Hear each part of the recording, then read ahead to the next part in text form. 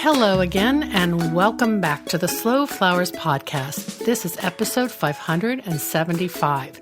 This is the weekly podcast about slow flowers and the people who grow and design with them. It's all about making a conscious choice, and I invite you to join the conversation and the creative community as we discuss the vital topics of saving our domestic flower farms and supporting a floral industry that relies on a safe, seasonal, and local supply of flowers and foliage. This show is brought to you by slowflowers.com, the free online directory to more than 850 florist shops and studios who design with local, seasonal, and sustainable flowers. And to the farms that grow those blooms. It's the conscious choice for buying and sending flowers. And thank you to our lead sponsor, Farm Girl Flowers.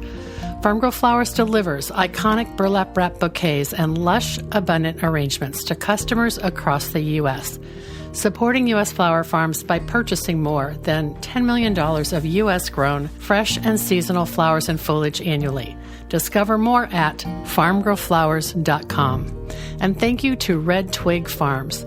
Based in Johnstown, Ohio, Red Twig Farms is a family-owned farm specializing in peonies, daffodils, tulips, and branches, a popular peony bouquet by mail program, and their Spread the Hope campaign where customers purchase 10 tulip stems for essential workers and others in their community. Learn more at redtwigfarms.com. Let's jump right in and meet today's guest. I first met Slow Flowers member Amy Balsters in 2018 when she was a wedding and event florist operating as Amy Nicole Floral. We both attended a floral conference, and during a few days together, we made a friendly connection over flowers, of course. Later that year, Amy relocated with her family from Southern California to the Washington, D.C. area, and the timing was ideal for her to attend the second Slow Flowers Summit in the nation's capital that summer. And she joined Slow Flower Society as a member. Through our social media connections, I watched as Amy began teaching bouquet-making skills around the country, helping florists learn the art of the loose and airy bouquet style. One of her workshops promised, if you struggle with your bouquets feeling tight, lacking dimension or movement, or creating anxiety, this class is for you. A few years ago, Amy rebranded her business as the Floral Coach, and she began to teach online and in-person workshops. Classically trained, Amy is an award-winning floral design educator with vast industry experience spanning 2 decades in retail floristry, weddings, and special events. She specializes in teaching the romantic-inspired loose and airy style and is the creator of Bouquet Bootcamp, a comprehensive design course and hands-on workshop series. In late August, I met up with Amy in San Diego, where we were both participating in the Cal Flowers Fun and Sun Conference. Amy taught 2 hands-on bouquet-making workshops, and I was a panelist for the floral marketing presentation. I flew in a day early so I could take Amy's workshop, and I asked her to sit down with me for a video interview afterwards. I'm so thrilled to share her story with you and to connect you with Amy's educational offerings. We'll discuss the numerous ways you can connect with Amy's free content and what she offers online, in person, and virtually to her students. Let's jump right in and get started.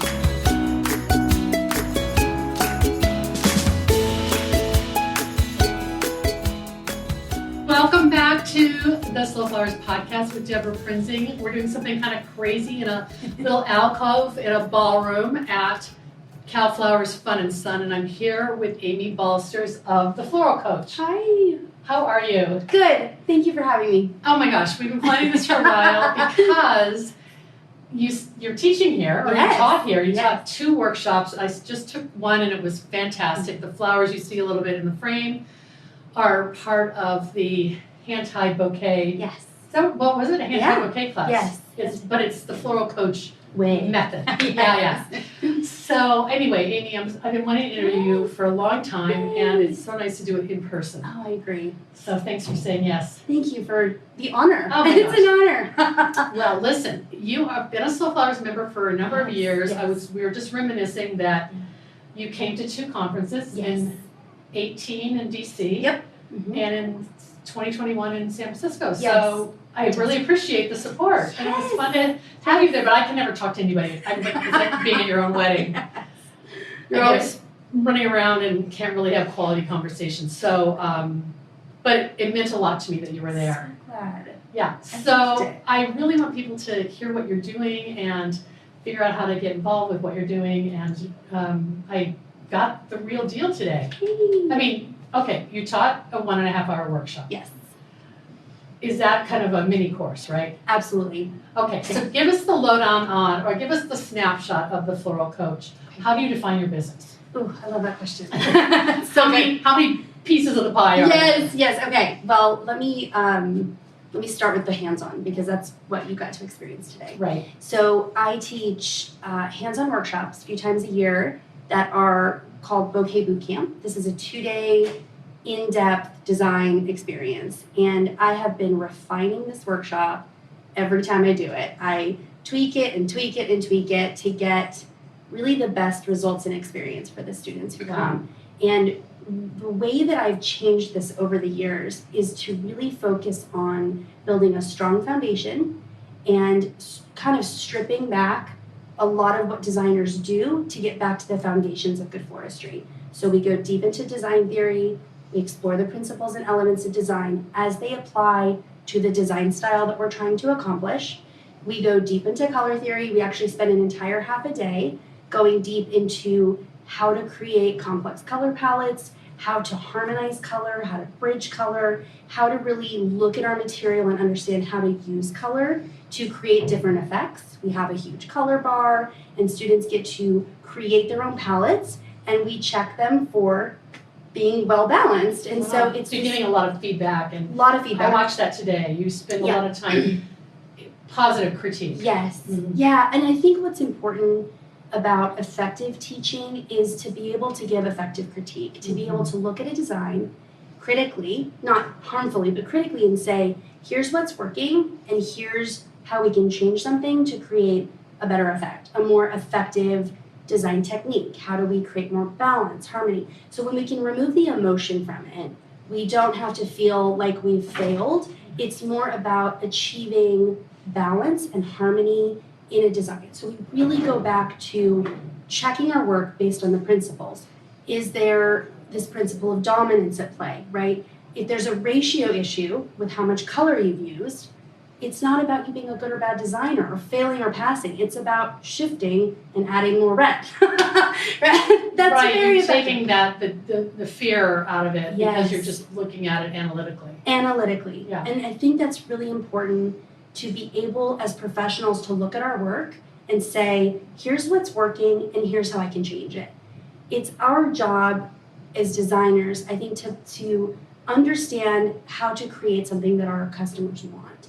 And when we can set the ego aside and just look at our work really objectively, it's very empowering. And I think that the heart of the workshop is really about that. It's about giving designers tools and language and the spirit to say, I can do this. I'm not, this is not about being good or bad. Yeah. It's about being effective and efficient and productive.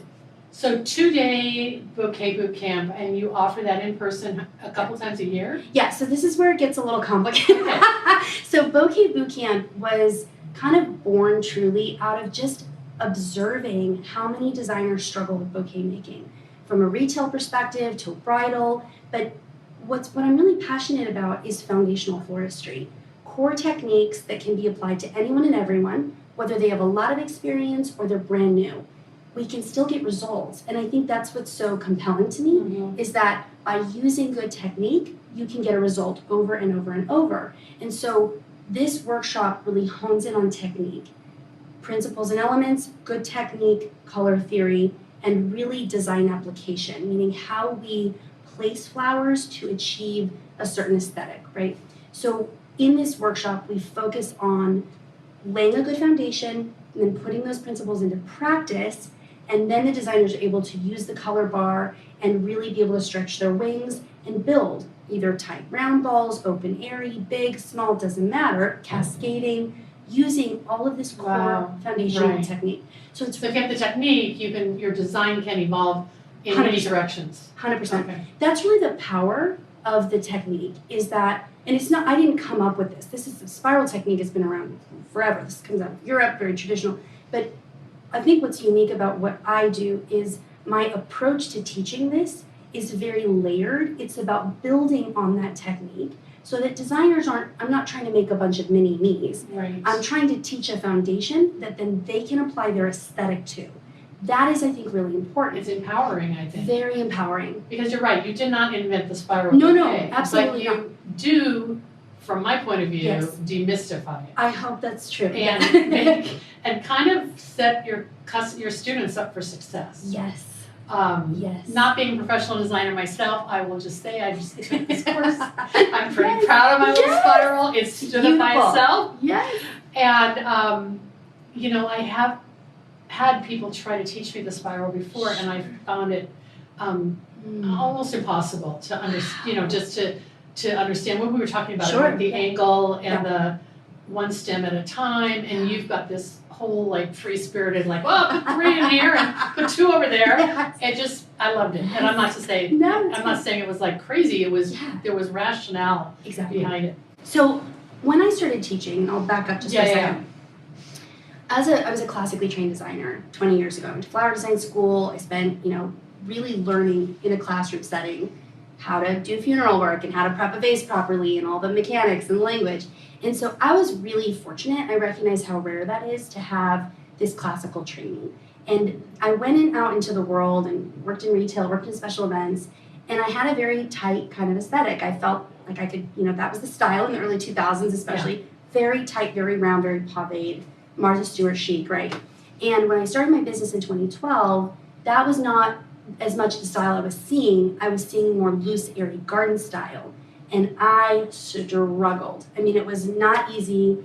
I actually, for a long time, thought, I think I've aged out. Even at 30 years old, I don't think I could do this. And I really doubted my ability to evolve. I mean, truly, it was a big mindset issue. Wow. But I really thought, I think I got to hang up my apron. I just can't get that look. And I struggled so much trying to understand this open form styling of flowers. I went to so many workshops and conferences, and it just wasn't clicking. I just thought, man, nobody can really explain to me the how, the theory. I saw a lot of beautiful designs.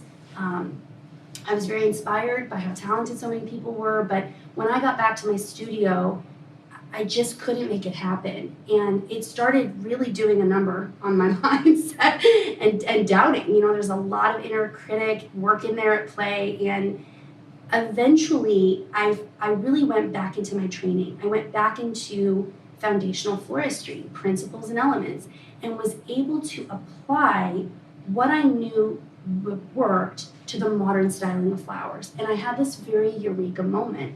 And I think that was kind of the beginning of recognizing that I could share this information with others that would help them.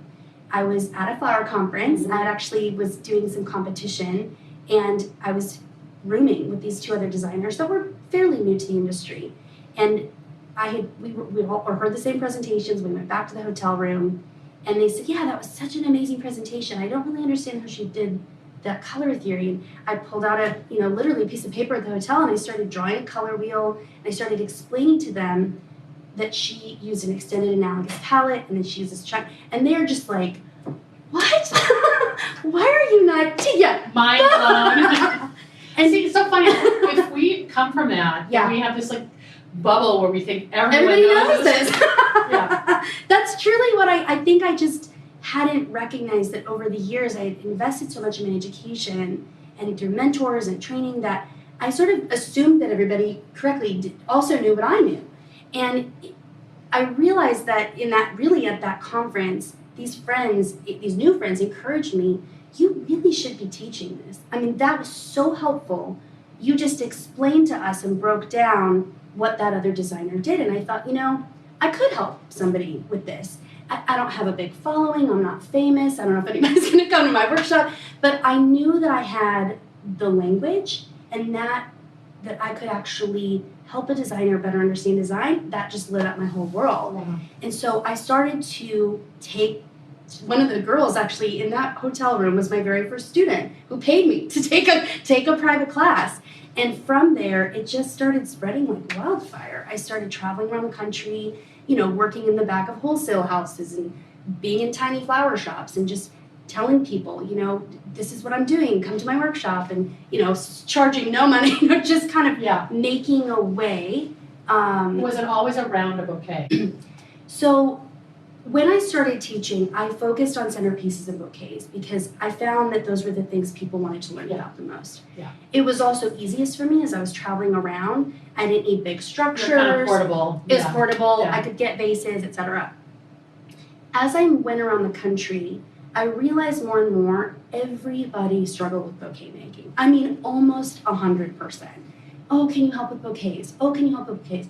They would take this bouquet class. It was like an hour and a half at the time, very similar to this one. And it was like life-changing. They're like, oh my gosh, this is so helpful. Please do more of this. So early on, I really listened and paid attention to what designers were telling me they wanted. What's their pain point? What's their pain point? Yeah. What are they struggling with? Yeah.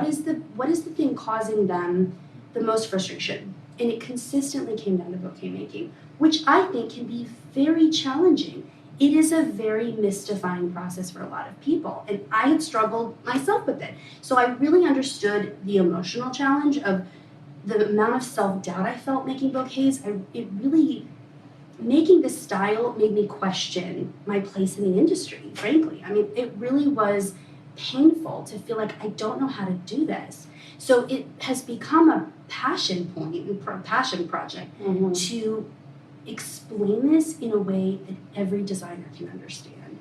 So you said you've taught over 1,000 students. Yeah, thousands at this point. Okay, yeah. so in that, and you're still not bored with it. No, it's like I'm still every time I do it, I feel just as excited as I did 5 years ago. I think you feel excited because you're seeing the Yes. light bulb go off, Yes. or just the happiness on Yes. people's face. Like, Yeah.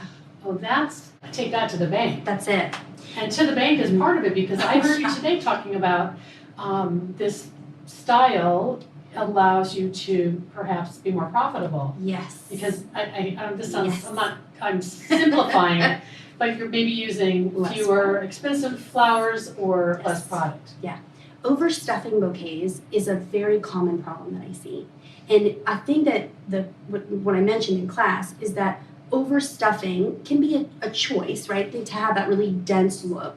But the more is more look. More is more. Yeah.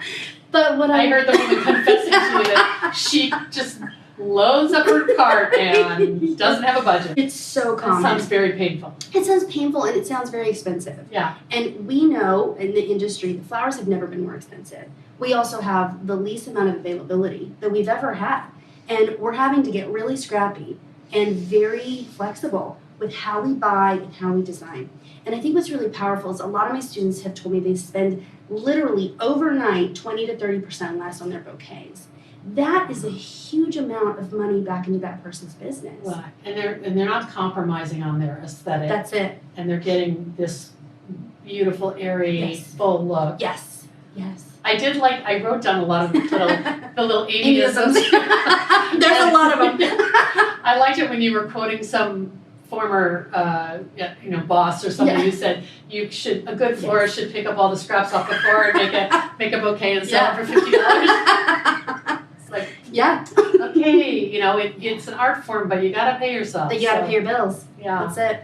Well, so you've been doing, you said 5 years you've been doing the About 5 years, okay. yeah. Did you start out calling it Bouquet Boot Camp? I didn't, I feel like yes. that was sort of new. It is. So it was called the 1 Day Bouquet Intensive. Very that. nice. It was good. It was effective for a long time. It became a 2-day bouquet. It just keeps growing. But the more and more I realize that it almost seems kind of silly to maybe somebody would say, why so much effort on a bouquet class? Why do you need 2 full days?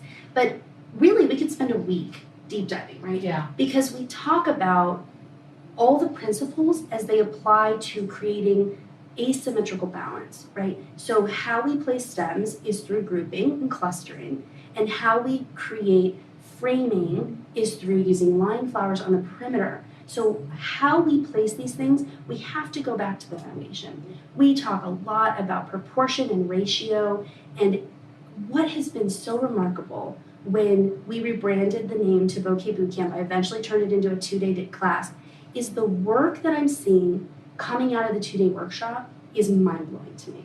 I mean, it's evidence that taking the time to observe and listen to what students need is really effective. By going back to the basics, laying this foundation, teaching the foundations of good design, letting them free in that bouquet bar, and then watching them create, I've never seen better work come out of these workshops. And all that preliminary theory is going to influence a centerpiece or an arbor or a table runner. It's not just the bouquet, so they're getting more. Oh yeah. They're getting kind of the meat that they can use for something else. Everything. Wow. It all applies. All these principles apply. In fact, many designers have told me, oh, I was making a Christmas wreath, and I was thinking, dense cluster echo, right, of my line. Where's the eye being drawn? I was making a corsage, right? I was making a large installation. All of the principles apply to no matter what we're making. Okay. So when we learn about them, when we understand them, we are more effective designers. Yeah. Use less product, get our work done faster. These are the things that get me up in the morning, get me really excited. Are you taking on wedding clients, or are you just teaching now? This is my full-time job. Wow. Yeah, it has become very busy. Wow. And I have, frankly, more work than I can say yes to. I'm so honored to teach. I do private coaching classes with flower shops and individual event businesses where I'll go in for a day or two. We write up a custom curriculum for that business, and I will go in and train that team on design principles and work, effectiveness, etc. So even within the workshop, we really focus on getting designers out of that perfectionistic zone and pushing them into more productive, efficient ways to design. We talked a little bit today, you witnessed how we design more ergonomically, how we can stand, how we can strip flowers, where we're able to be more efficient and get the job done. And this is part of what I'm really passionate about. I spent a lot of nights working way too late, away from my kiddo, fussing, right? Fussing. And I regret those hours that I could have been snuggling him or watching a movie with my husband. And I think that that's sort of what drives a lot of my passion, is just understanding that pain point that I know very near and dear to my heart. Yeah. So I had to make some major changes in my wedding business for many years to move away from these old patterns of the way I worked and go back to my, design training. I was a production designer for many years as a professional freelancer. If you don't make within a certain time frame, you don't get hired back, right? And I knew how, but I let my fear take over way too often in my business, where I was afraid to do new things, I was afraid to try new styles, I would overwork myself, overstuffing. So I understand these pain points very intimately, and my hope is to move designers away from that and help them make a path away. Yeah, you teach from a personal experience of struggling. Yes.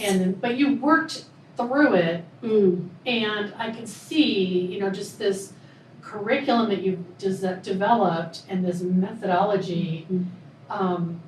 You've invested in perfecting it, because I can just sort of watch your little brain work, and you've come up with easy like catchphrases and simple body positions, but it's understandable, but I know there's a lot behind it, and what you've invested to get there has been years. Years.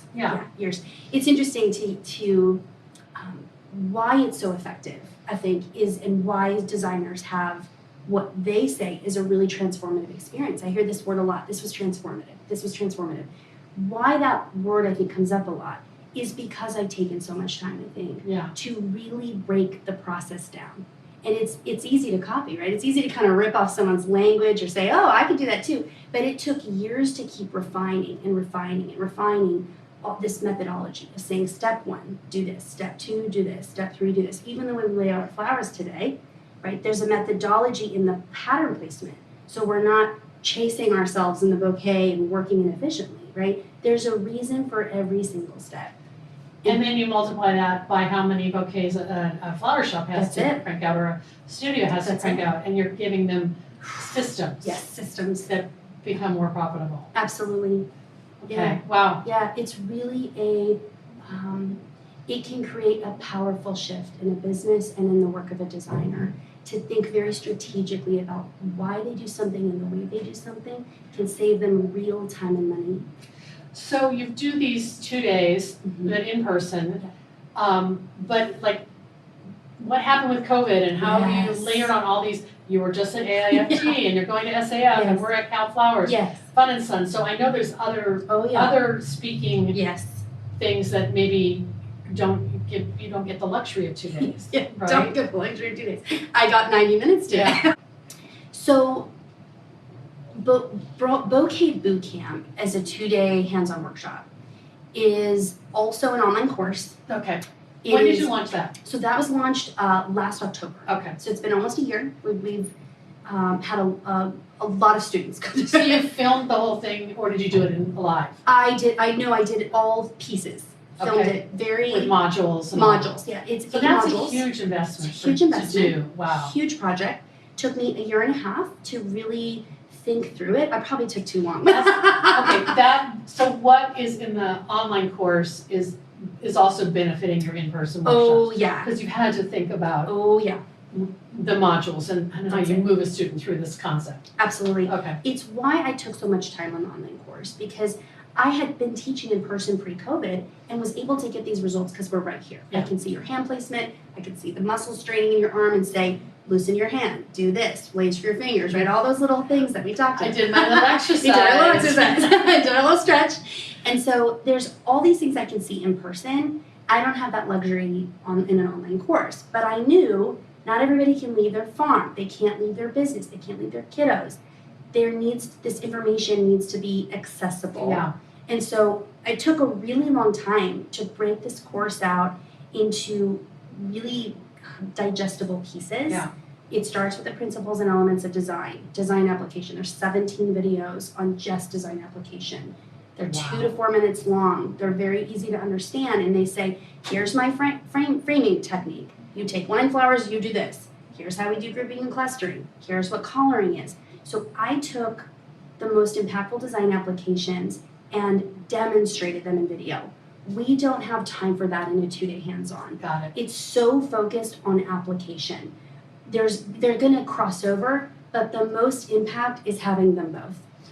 Because so people might do the online course and then come take an in-person. That's my hope. Okay. Because the online course is so comprehensive, but it's not the same as coming and having to make it. Yeah. You can't teach balance. You can talk about it, the principle, but until you got that thing wobbling around in your hand, it doesn't always connect for some learners. Yeah. Some learners need to learn hands-on, which is why I will continue doing both. I'll develop more content online. I will keep teaching in person. I'm a hands-on kind of learner, but I have a ton of online courses because I can't travel everywhere, right? To everything I want to go to. Right. So we have the online, we have the hands-on, and then I'm now adding a third part, which is a virtual hands-on. This is for people who cannot get on a plane, maybe they can't afford to do the full 2-day, where we have a partnership with Mayish. They are going to ship flowers in my, curated palette and curated stems to a student. We're having 10 students per class. And this is really what I did over COVID. It worked really well. It's a long day. It's a 1-day Zoom call. And they get a design guide ahead of time. They get all the principles and elements, and they get all the design application videos. But they're on Zoom with you in real time. In real time. You set a day, and everybody has their flowers, and they get on. They get processing videos of how to clean the stems. We show up, we go through how to do the spiral, learning everything you just learned today, how to create groupings and clusters, and they get personalized feedback. Wow. So we keep the classes small. Yeah. All my hands-on classes are very small, 8 to 10 max. Yeah. I've done it with more. I don't get enough time with everybody. The most effective transformative thing is to hear honest, helpful critique about your work. Yeah. When you can see, okay, do you see, Janet, how the left side's lower? All right, we're going to raise those up a 2. It takes me time to say, look at every single person's work twice. We make 3 bouquets, spiral, then an open form, and then a cascade. Wow. So they're learning multiple techniques. In one day. On Zoom. Doing 3 in the fall. We're starting with 3. We're going to do it once a month. Wow. October, November, December. October's halfway sold out. And this was a really effective way for people to learn alongside me, with me, where they're getting feedback. It's kind of a hybrid. It's a hybrid model. It's perfect. Wow. So I will relaunch hands-on workshops in 2023. I usually spend the winter planning out the year. I travel a lot, like conferences and events and team trainings and things like that. So I try to do the hands-on workshops in seasons where I know florists are available. Winter, summer. Kind of off season, then spring and fall. So I pick several dates. Most people are in the wedding business in summer. Yeah. Okay. Yeah. Wow, that's amazing. Yeah. Well, when I met you, we're going to do a little bit of backing up on the path here. We met at a team, I think the first Team Flower conference. I remember. And that was in Orlando in 2018, I think. I think I was 17. Okay. 17 or 18. Was 17. And we just struck up a conversation, but there was a good, small enough group that I just enjoyed you. And then you moved. You were living in California. Yeah. You moved to the DC area, and that's where you are based now, right? Okay. Correct. Yeah. So at the time when I met you, what was your business then? Wedding business primarily. Okay. A little bit of freelancing. So I relocate. I have an active duty military husband, move every 3 years, and I've moved my business 3 times. The third time I moved it, I was really starting to find my footing as a teacher and understand my place as a teacher, where I could help, where I felt like I could serve designers best. And that aligned with my DC move. So it was really natural to say, you know what, I see a need here. I'm just gonna kind of keep going. And it just kept snowballing, really. And so at the time I met you, I was still freelancing a bit, but having a young son and just having traveled, I was just about to move across the country. Right, I remember that. Yeah. And he was like 3 or 4. Yeah, he was tiny still. Yeah. So we were really like balancing mom life and a business change. And, you know, I really just found this passion and found that I was really good at it at the same time. And it just kind of blew up. So that's great. Yeah, it's really been such an interesting journey. My dad's a corporate trainer and has been in corporate training his whole life. He trains people. He goes in and looks at systems and finds efficiency. And I feel like, you know, I'll be 40 in a few days, and I feel like I'm a grown-up now, official grown-up. And I feel like I'm sort of coming into my own understanding that I'm very similar to him. You know, we both are very passionate about efficiency, and we both love processes, and we are both really passionate about explaining things, taking complex ideas and making them more easy to understand. That's so interesting. Yeah, it's genetic. Well, people, just to give a similar dad story, people say like, how can you be so natural getting up in front of a crowd and talking? Yes. And I'm like, well, my dad was a Baptist minister, and you know, a guy on the podium didn't scare me. I just thought that was what everyone did. Exactly. And so I love that your dad's experience infused what you're doing. Absolutely. I mean, he was taking me to Toastmasters when I was like 13 or 14. Oh my gosh. I mean, I was getting up in front of grown-ups speaking at a very young age. That's awesome. It doesn't scare me. I love it. I'm like invigorated by it. I'm like, oh, let's have this conversation, one-sided conversation. I have no fear.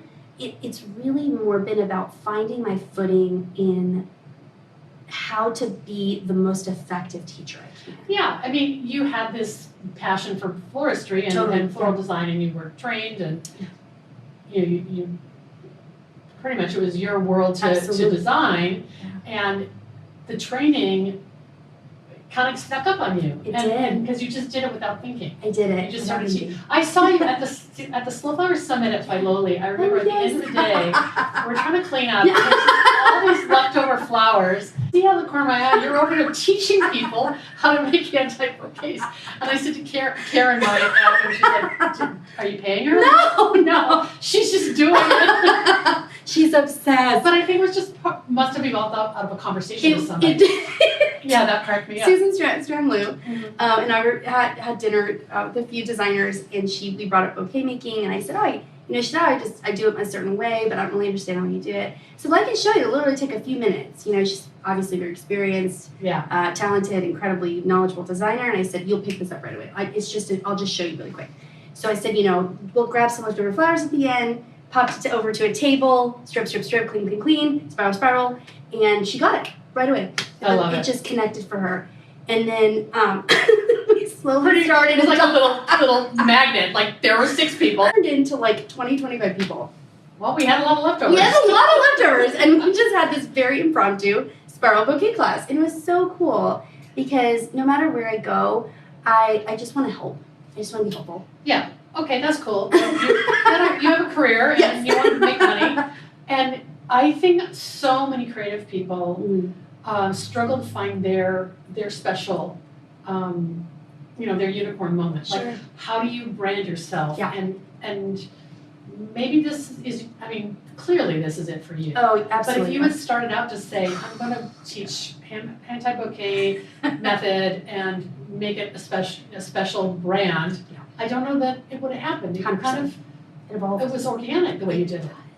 I think what had, early on, I really invested in business coaching. Mm-hmm. I knew that this was not my wheelhouse. I knew that in order to build something meaningful, I needed help from outside myself, my industry, my inner voices, and I hired a lot of help. I did not figure all this out on my own. Okay. I invested in marketing, really good marketing people that understood branding, that helped me with my first brand shoot. They helped me figure out what kind of colors should you wear, how do you show up and embody this idea of the floral coach, right? What does that look like?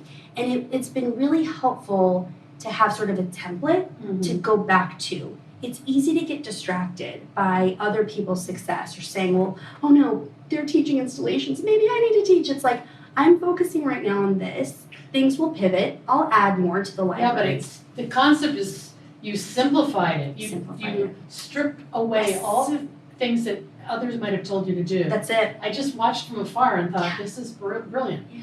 It really is. And I think we all need to know this. We all need to strip away the fluff and go down to the core essential. I struggle with this all the time because I follow bright, shiny objects. Of course. And I'm capable. I can, ask a busy woman to do something and Yep. she'll say yes. And I think you have to constantly say, is this my raison d'etre? You're like, why am I saying yes to something if it doesn't answer these questions that I've identified as my mission? That's it. You clearly know your mission now. Yeah. So you're not pulled away to other things. And you said you were going to add Of course. new courses. Yeah, But we have a lot of that's new building a business. Oh, absolutely. Yeah. And we're asked all the time. I have a small team that actually works for me now, and I have been able to, build this in a really meaningful way. But we're asked all the time for new stuff. People like the way I teach, and they're like, I'd love a course on this. I'd love a course on Actually, that. that makes so much sense because you've got your believers. Listen. And they want the next thing. They want the next thing. That's marketing 101. There's a unique, what I've realized is there's room for every perspective, right? Yeah. There isn't about my way versus somebody else's way, or I'm right or they're wrong. I think I've grown a lot in the last several years of teaching, looking at people like Hitomi Gilliam, right, who has a true spirit of generosity in the way she teaches, in just being able to really go deep into how do I serve, how do I connect, how do I offer, and I think just like when we run our businesses, the focus is always on the customer. What do my customers need? How do I connect? How do I serve them better? That builds our businesses. When we are coming from a place of service. Yeah. In teaching, it's the same. This isn't about me. It's not about my ego. It's not about what I'm good at. It's about who I serve now has shifted from a bride to a designer. Yep. Somebody who wants to learn, or a flower farmer, Yep. or a retail person. I have people from all different rounds of floristry come through my workshops. Yeah. And I've had a ton of flower farmers say, your color theory section changed how I plant. It changed how I think of line, form, mass filler in what I'm growing, right? Oh, absolutely. I hadn't even thought about that. Yeah. But they're like the people who benefit the most from this. Oh, hugely. Because knowing how to grow is really important, but Yes. it doesn't stop there. No, and for a lot of flower farmers, they are really impacted by this because they can bring in a new stream of revenue through bridal work. Yeah. That they're very often very intimidated by. Right. But they know using the same technique, I can make market wraps, and then I can turn that around and make it into a bridal. Yeah. That's a really powerful stream of revenue that they can increase their business Oh, yeah. by knowing how to do that. That's brilliant. Yeah. Wow. So this really does apply to retail. I've had a designer tell me that I use this technique to make a funeral spray, right? And this beautiful hand-tied funeral spray she made brought in a new funeral contract into her retail business. So it touches so many different parts of floristry. Wow. Yeah. Wow. Well, before we go, Yes. You mentioned that you're going to post your class schedule for 2023 sometime In the this winter, fall? yeah. Fall, Okay. winter, yeah. Okay. And when we post this on soulflowerspodcast.com, I'll make sure I get your schedule for the fall courses, the hybrids, Yes. because that's really cool. And this might not air until the end of. No, actually, it's going to air in a couple weeks, so Awesome. we'll have it out Yeah. for even that October class. Perfect. But I do want to know, why are you a Soulflowers member, and other than just supporting me? Oh, yes, of course. I want to hear about kind of your take on things, because Yeah. you're sometimes you can source locally and sometimes you can't. 100%. So I'm a Soulflowers member, which, by the way, I love what you do. And I'm so in awe of everything you built. It is so important to me to not just support local flowers, to support the farmers who grow them, but it just makes good design sense and it makes good business sense. For me as a designer, and I talked about this, I taught about this earlier, I am looking at shape, size, and color. Those are my 3 considerations when buying the product that I buy. When I can find local flowers, it's not always possible, but when I can find them, depending on where I am in the country, they add interest, variety, color that I can't get. I mean, just from a very practical perspective, Right. Local flowers often add a layer of novelty to my work that doesn't exist, right? Or that increases the value of what I do. This is from a very pragmatic design sense. Local flowers increase that for me because they are unique to that region or that farmer. Often you want, my favorite colors are these sort of nude, sandy tones, right? Right. Those things are tough to find Yeah. at a large mass market. I want all of them. I want to buy all of them.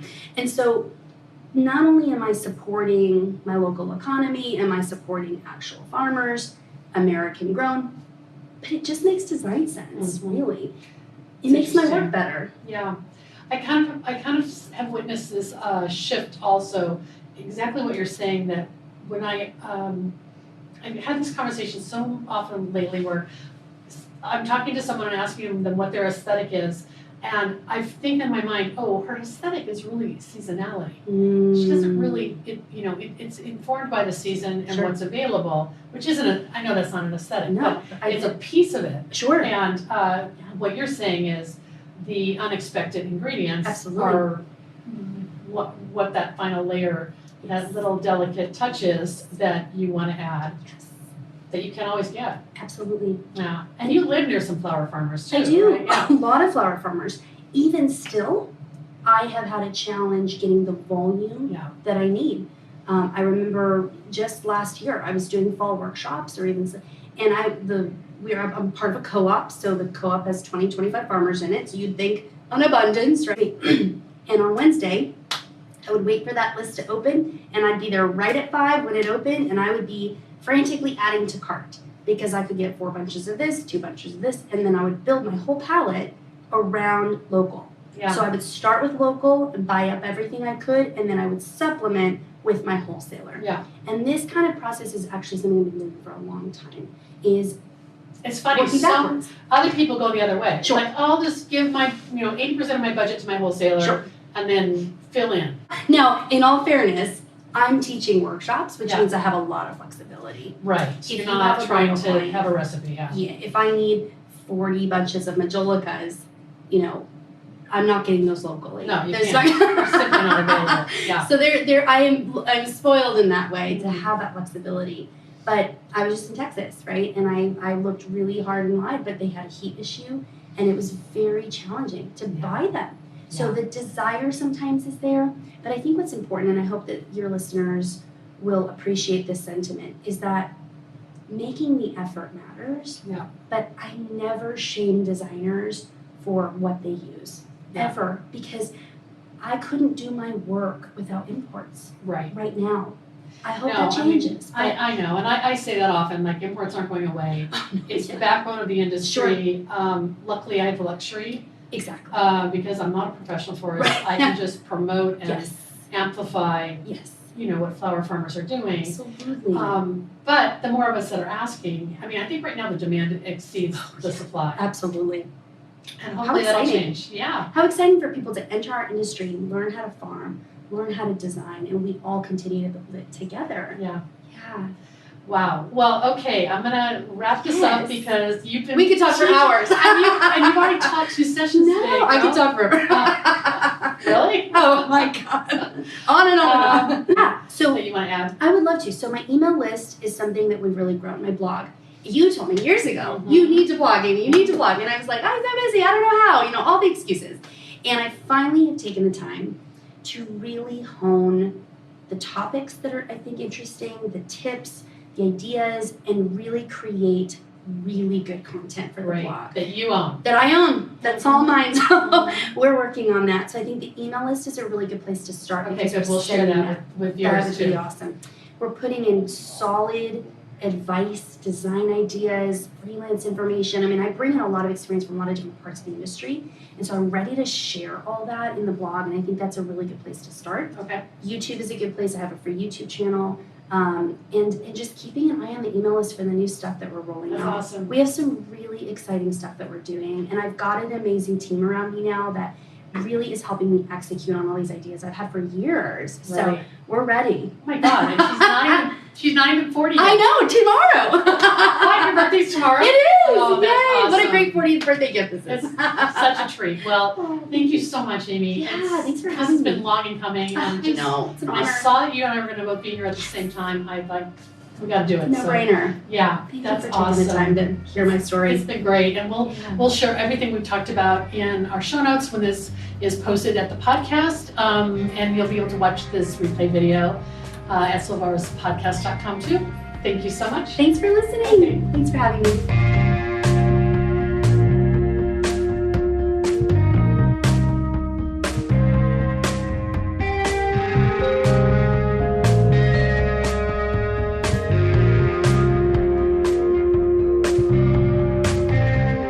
Thanks so much for joining me today. You can visit slowflowerspodcast.com to watch the replay video of today's conversation. Look for episode 575, and there you will see more photos of Amy and her work, as well as find links to her free 60-minute training, 4 Ways to Better Bouquets. I'll also share all of Amy's social places and a link to sign up for her newsletter. Our next sponsor thanks goes to the Seattle Wholesale Growers Market, a farmer-owned cooperative committed to providing the very best the Pacific Northwest has to offer in cut flowers, foliage, and plants. The Growers Market's mission is to foster a vibrant marketplace that sustains local flower farms and provides top-quality products and services to the local floral industry. Visit them at seattlewholesalegrowersmarket.com. If you missed the announcement last week, here's your reminder that this Friday, September 16th, is the monthly Slow Flowers member meetup, returning after our summer break. Typically, we meet in the Zoom room on the second Friday of each month, but for this month only, we've scheduled the meetup for the third Friday, September 16th, 9 a.m. Pacific, noon Eastern. Our focus is diving into retail flower shops, and you'll meet 4 Slow Flowers members who will join us virtually from their new retail spaces and give us a tour. How can you create your community's favorite little flower shop? Our member experts will share a checklist for anyone thinking of moving from a private studio or farm to the retail landscape. You can find the pre-registration link in today's show notes for episode 575. It's also in our Instagram profile menu at Slow Flower Society. And thank you to our next sponsor, the Association of Specialty Cut Flower Growers. Formed in 1988, ASCFG was created to educate, unite, and support commercial cut flower growers. Its mission is to help growers produce high-quality floral material and to foster and promote the local availability of that product. Learn more at ascfg.org. Thanks so much for joining us today. The Slow Flowers podcast is a member-supported endeavor, downloaded more than 886,000 times by listeners like you. Thank you for listening, commenting, and sharing. It means so much. As our movement gains more supporters and more passionate participants who believe in the importance of our domestic cut flower industry, the momentum is contagious. I know you feel it too. If you're new to our weekly show or our long-running podcast, check out all of our resources at slowflowersociety.com. And consider making a donation to sustain Slow Flower's ongoing advocacy, education, and outreach activities. You can find the donate button at slowflowerspodcast.com. I'm Deborah Prinzing, host and producer of The Slow Flowers Show and The Slow Flowers Podcast. The Slow Flowers Podcast is engineered and edited by Andrew Brenlin.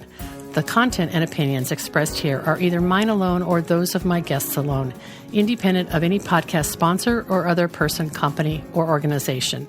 Next week, you're invited to join me in putting more slow flowers on the table, one stem, one vase at a time. I'll see you then.